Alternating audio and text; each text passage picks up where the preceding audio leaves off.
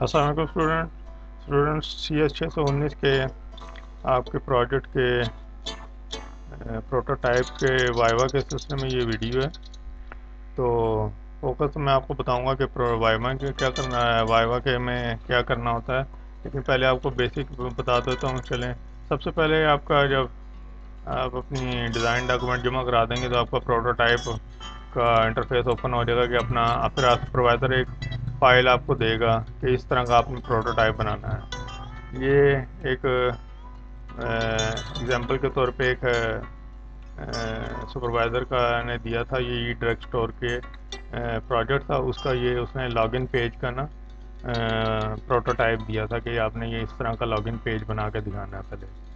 तो ये इसकी रिक्वायरमेंट्स लिखी हुई हैं। required to design interactive form which will accept necessary data for login. Sample should look like that, इस तरह का होना चाहिए। इसमें है कि make some restrictions और validation check on all fields. User name should not be empty होना चाहिए, एम्प्टी नहीं होना चाहिए। स्पेशल करेक्टर शुड इंक्लूड होना चाहिए पासवर्ड के अंदर, जैसे @ है। फिर further more display your password है, स्टैटिक में आपने पासवर्ड शो करना है। तो उसके बजाय एक्चुअल के बजाय करेक्टर के बजाय स्टैटिक में आना चाहिए। फिर all the button work properly, user login. Then stock button और सेल बटन जो है ना, ये जैसे स्टॉक और सेल ये हिडन हुए हैं, ये हिडन होंगे, लेकिन जब आप लॉगिन कर लेंगे तो ये इनेबल हो जाए। इस तरह से रिक्वायरमेंट है। फिर रीसेट बटन जो है, रीसेट द रिकॉर्ड। ये जो रीसेट बटन है, जब ऐसा आप यूज़र नेम पासवर्ड लिख देते हैं तो उसे अगर आपने ख़त्म करना तो रीसेट का बटन दबाएंगे तो वो ये दोबारा से वो एम्प्टी हो जाएगा। ये इसकी रिक्वायरमेंट है। तो इस तरह से एग्ज़िट करेंगे तो एग्ज़िट का बटन जो दबाएंगे तो एग्ज़िट विंडो हो जाएगी। तो ये रिक्वायरमेंट थी इसकी। और ये पाइथन में बनानी थी। ये जो है डेस्कटॉप एप्लीकेशन है। आपका जो भी होगा वेब बेस है या जिस भी लैंग्वेज में आपका है प्रोटोटाइप आया हुआ है। तो चलें इससे आगे चलते हैं नेक्स्ट कि फिर इसके बाद जब आपने सबमिट करवाना है कैसे। तो अब ये जो प्रोजेक्ट था इसके एक ये कोड की फ़ाइल थी, एक ये डेटाबेस की फ़ाइल थी। तो इस फोल्डर में आपने अपनी आईडी का फोल्डर को में रख कर उसको ज़िप करके ना तो सबमिट करवा देनी है। सबमिट करवाने के बाद फिर आपका पास कुछ दिन के बाद आपको इस तरह से एक्सेल की फ़ाइल में आपके पास शेड्यूल आ जाएगा प्रोटोटाइप के वाइवा का। आपकी आईडी के आगे डेट और टाइम लिखा होगा जिस टाइम पे आपने अपना प्रोटोटाइप का वाइवा देना होगा। उस टाइम उस डेट पर आपने उससे पहले बल्कि स्काइप के ऊपर अपने सुपरवाइज़र के साथ आपने पहले ऑनलाइन हो जाना है। और अपने सुपरवाइज़र को मैसेज आप भेजेंगे कि सर आई एम ऑनलाइन और मेरा टाइम स्टार्ट हो गया है या होने वाला है। तो पहले उसके साथ आप रास्ते में हो जाइएगा उस टाइम से पहले ही ऑनलाइन होकर स्काइप पर देख लीजिएगा आपका सुपरवाइज़र भी ऑनलाइन है। तो उसके साथ उसको मैसेज सेंड कीजिएगा कि सर आई एम ये जो आपका नंबर क्या कहते हैं आईडी होगी स्टूडेंट आईडी, कि मैं मेरा ये टाइम है, मैं वाइवा के लिए रेडी हूँ। तो फिर आपको कह देगा ठीक है मेक कॉल करें क्या कहते हैं।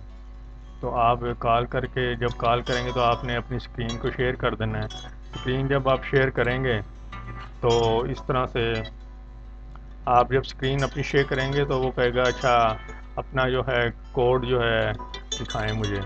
तो आप अपना कोड दिखाएंगे उसे। अब ये पाइथन का कोड है छोटा सा, ये लॉगिन पेज का।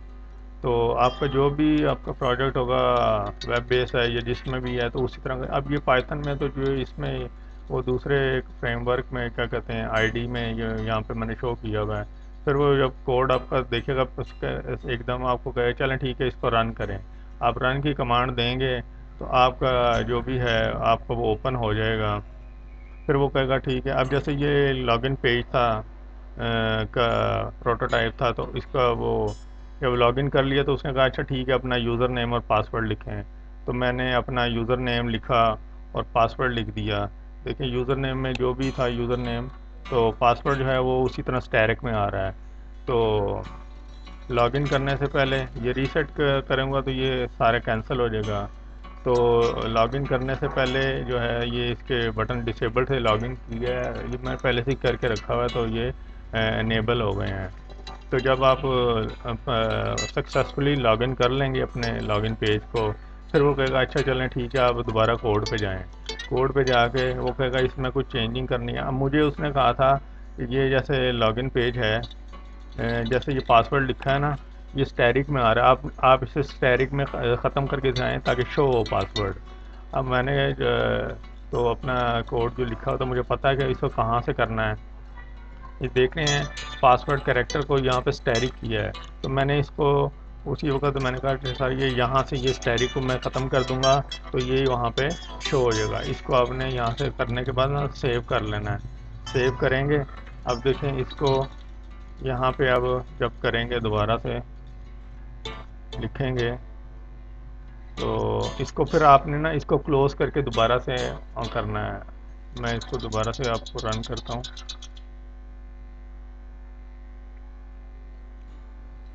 ये आ गया। अब देखें मैं अपना पासवर्ड लिखूंगा ना, जैसे NN लिखता हूँ, अब देखें वो स्टैरिक ख़त्म हो गया, देखा आपने। और ये देखें अभी ये लॉगिन नहीं हुआ, ये स्टॉक और सेल का जो है हिडन है, लेकिन जब सक्सेसफुल लॉगिन हो जाएगा तो ये पहले की तरह से ही ये दोबारा इनेबल होकर बटन आ जाएंगे। रीसेट कर दिया, वो ख़त्म हो गया, एग्ज़िट करूँगा तो ये क्लोज़ हो जाएगा। अच्छा, ये मुझसे उसने पूछा था, फिर उसने ये पूछा, एक तो ये कहा कि ये जी पासवर्ड का करैक्टर चेंज करके दिखाएं, तो यहाँ से मैंने ना उसको स्टैरिक को ख़त्म कर दिया।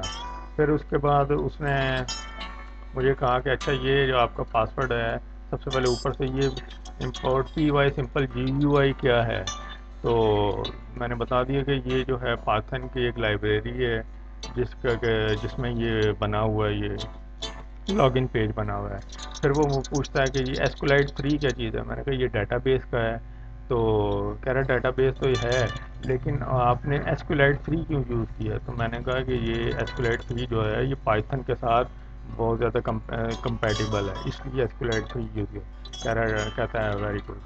तो इस तरह से कुछ भी वो आपने अगर खुद बनाया है, आपको पता होगा मैंने कहाँ से चेंजिंग करनी है, फ़ौरन बता देंगे यहाँ से इसका ये मतलब है। अगर आपने खुद नहीं बनाया, किसी से बनवाया है, तो आप 10-20 दफ़ा आप अपने उस कोड को अच्छी तरह रट लें, बल्कि बेहतर है यहाँ पे ये जैसे ये कमेंटिंग कर रखी ना ताकि पता चले, तो ये कमेंट्स भी कर लें ताकि आपको याद रहे कि ये किस लिए है। यहाँ से ये हर चीज़ का कमेंट कर लें कि ये क्या है, यहाँ से इसको किस चीज़ को शो करता है, कौन से हिस्से को ये शो करता है। ठीक है, तो ये फिर आपको बताने में उस वक्त कंफ्यूज नहीं होंगे, टाइम नहीं लेंगे, फ़ौरन बता देंगे। 15-20 दफ़ा अपने कोड को अपने अगर आप खुद नहीं बनाया तो याद उसको अच्छी तरह रट लें। और ख़ुद किया हुआ तो आपको पता होगा कि मैंने कहाँ से करना है। और ये भी खुद देखें कि अगर कोई वो सोचें कि कोई मुझे कहता है वो चेंजिंग कर दें, ये कहता है फ़र्ज़ किया कि जी कलर इसका चेंज कर दें या कुछ और कर दें इसमें, तो आपको पता होना चाहिए कि वो उसको कहाँ से किया जाएगा। तो ये था इसका कोड था। तो फिर इतना अगर आप उसके सारे सवालों के सही जवाब दे देते हैं, जो कहता है वो कर लेते हैं, तो वो कहेगा ठीक है आपका वाइवा ओके हो गया। तो कुछ दिन के बाद उसके क्या कहते हैं आपके वो मार्क्स वो आ जाएगा कि ठीक है आपका जो है प्रोटोटाइप क्लियर हो गया, आप नेक्स्ट फेज़ में यानी कि फाइनल डिलीवरेबल के फेज़ में चले जाएंगे। तो ये थी आपके प्रोटोटाइप वाइवा और उसके सिलसिले में वीडियो। उम्मीद है आपके लिए हेल्पफुल होगी। थैंक्स फॉर वाचिंग, और चैनल को सब्सक्राइब कर दें अगर आपको बेहतर लगे तो। Thank you very much.